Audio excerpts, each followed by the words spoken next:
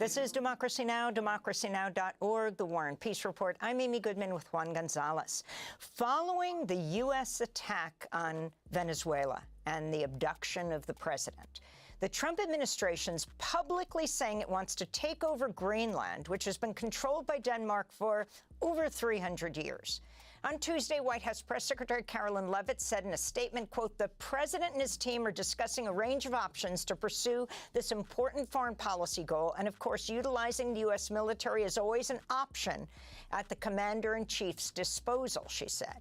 At a congressional briefing Monday, Secretary of State Marco Rubio floated the idea of the U.S. buying Greenland. White House advisor Stephen Miller talked about— Man, something is seriously wrong. All of Carolyn Leavitt, she going to prison. Mark Rubio, he going to prison. This whole administration going to prison. They going to flee America and try to get some type of asylum in other countries. They all are going to prison. About Greenland during an appearance on CNN. The United States should have Greenland as part of the United States. There's no need to— This retard is definitely going. He gonna try to plead insanity though, because you could tell something. He is off. He gonna probably say he haven't been taking his medicine. even think or talk about this in the context that you're asking of a military operation. Nobody's going to fight the United He States. got the twitches. He's got the twitches. Something is wrong with that Stephen Miller guy. Militarily over the future of Greenland. In that CNN interview, Stephen Miller defended the U.S. attack on Venezuela. We live in a world in which you can talk all you want about international niceties and everything else. But we live in a world, in the real world, Jake, that is governed by strength, that is governed by force, that is governed by power. These are the iron. Yeah, that was Hitler's thinking. See how that worked out for him? We not exempt. This country not exempt. And see, this is why historically within this country, Black Americans always knew something was wrong with this system, with these people that follow white supremacy. They think they exempt. Within this country, now they starting to behave like they have been for 300, however many years, 1600, since the 1600s, 400 years, they starting to behave outside of America the way that they've been behaving inside of America. And that's why Black Americans, we pretty much want to see this country get its ass kicked. Laws of the world.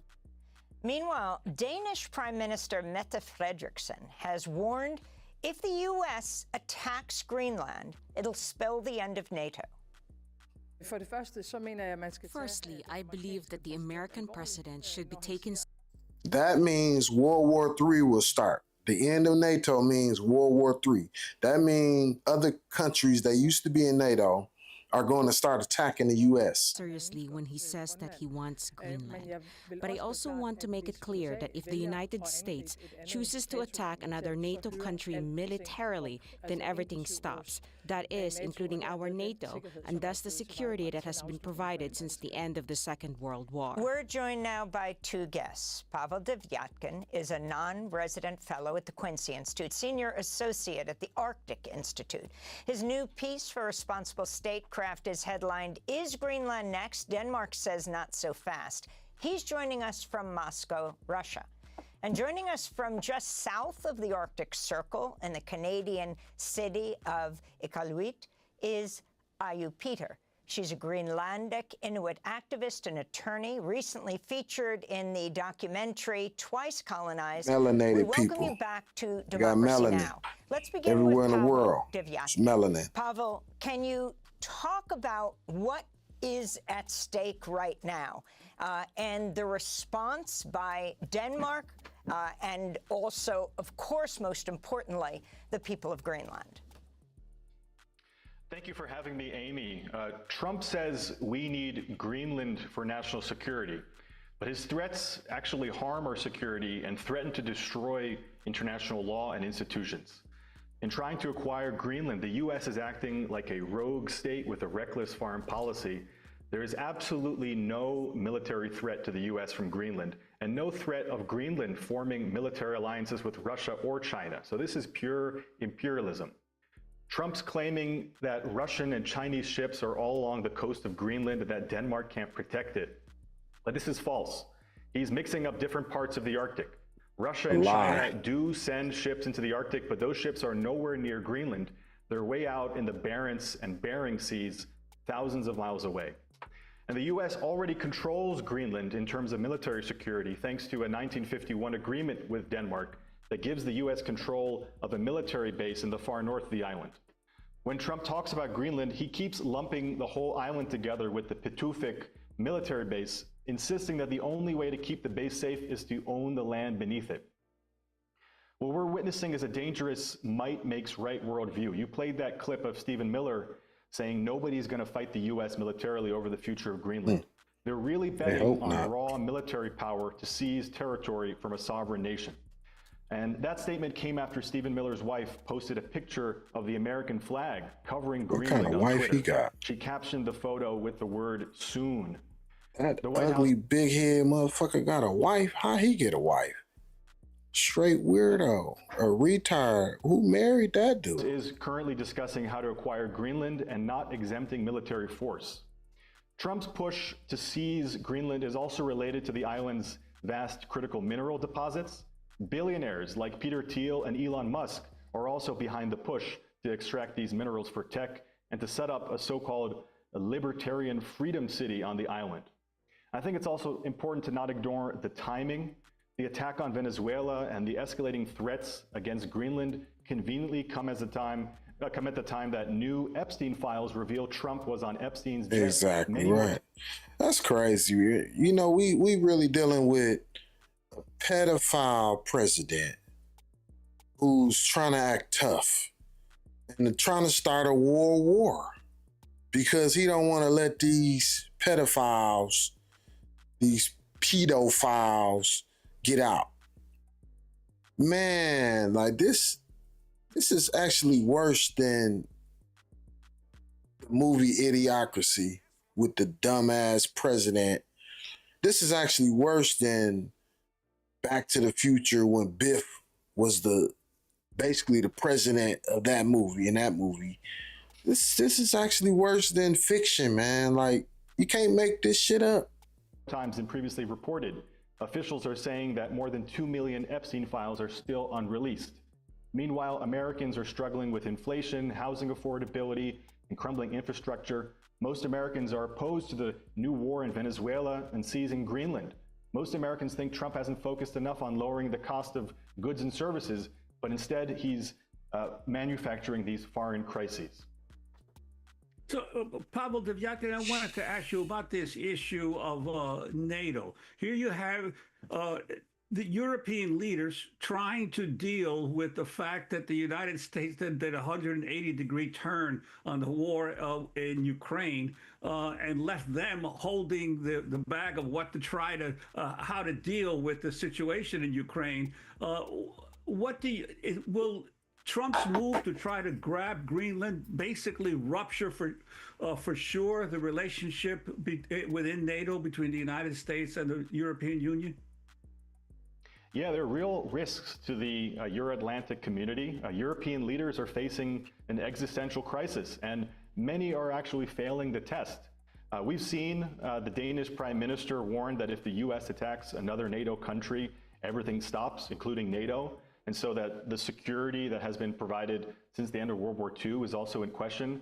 Some European commentators are showing backbone. I saw the ex-NATO general Michel Yakovlev said how if Trump moves on Greenland, Europe must be ready even to fight the US and to expel America from key bases in Europe. We saw how 7 European leaders issued a joint statement that Greenland belongs to its people. But other leaders are shamefully weak. UK ministers are basically saying nothing, according to their own former defense secretary. Man, this fucking president want to be remembered so bad. He's about to do the worst things imaginable. He already has, if he's been messing with some kids. So he want to be remembered. He don't care how he's remembered. He just want to be remembered. And man, that's a sign of like, and you know, I'm gonna say this: a lot of people in his generation think like he do. They have they had the best generation. His generation, the baby boomer generation, they reached the pinnacle. But it was all an illusion. So rather than face the fact that their whole generation lived in an illusion, they rather, you know, Trump is like one of, and you know, he the leader, so he want to double down on the fact that he lived an illusion his whole life. Instead of, you know, rectifying that, now he just want to be remembered at this point. Like a lot of people who have lived horrible, deplorable lives, they just gon', you know, at the end, you know, they can't change the past. They can't be a better person in their youth. You know, he 80 years old. He can't be a better person in his youth. So he's just gonna be the worst. He's gonna just be the worst. He's gonna go out being the worst and doing the worst. So that's sickening, man. And it wouldn't be so bad if it was just him by himself, but y'all voted this man in. Now his, you know, warped and weird and wicked way of being the worst version of himself is affecting hundreds of millions or if not billions of people. It's a goddamn shame. He's Trump rather than defend international law. The Prime Minister Keir Starmer refused to condemn the U.S. military actions in Venezuela, but he stated he stands with Denmark regarding Greenland. Could you also talk briefly about how climate change is changing the geostrategic importance of Greenland in terms of shipping routes around the world? Absolutely. Greenland is the canary in the coal mine. The Arctic as a whole is ground zero for the climate catastrophe. And Trump wants to militarize the Arctic and Greenland instead of leading climate cooperation. The Greenland ice sheet is melting several times faster than in the 90s. We're seeing dangerous feedback loops. As the ice melts, it's revealing a darker rock and ocean that absorbs more heat and accelerates global warming. If Greenland's ice sheet fully melts, sea levels could rise 24 feet. That would devastate New York City, wipe out Florida, displace millions. And the fresh meltwater is already slowing Atlantic Ocean currents that regulate global climate. If these currents collapse, Europe could face extreme cold while the tropics overheat. Indigenous Greenlanders are watching how their traditional way of life vanish as the ice disappears. Traditional hunting, food security, forced displacement, these are all in crisis in Greenland and across the Arctic as a whole. Instead of partnering with indigenous peoples on climate science and adaptation, Trump wants to basically colonize their homeland for mineral extraction. The melting of the Arctic is also opening up Arctic shipping lanes, as you noted. Rather than working through international cooperation, Trump wants to use military control over these emerging trade corridors to compete with Russia's Northern Sea route. I want to bring in Ayu Peter, Greenlandic Inuit activist and attorney, featured in the PBS documentary Twice Colonized. The documentary is a production of various media. I wanted to ask you about the response in Greenland right now to President Trump threatening to militarily seize or buy Greenland. Thank you for having me, Amy. Yes, Greenland is not up for sale. That's what Greenland is saying, and Greenland wants its independence. Greenland leaders, elected leaders, and the population would like to have a conversation with Donald Trump on what it is that he wants. Greenland has worked.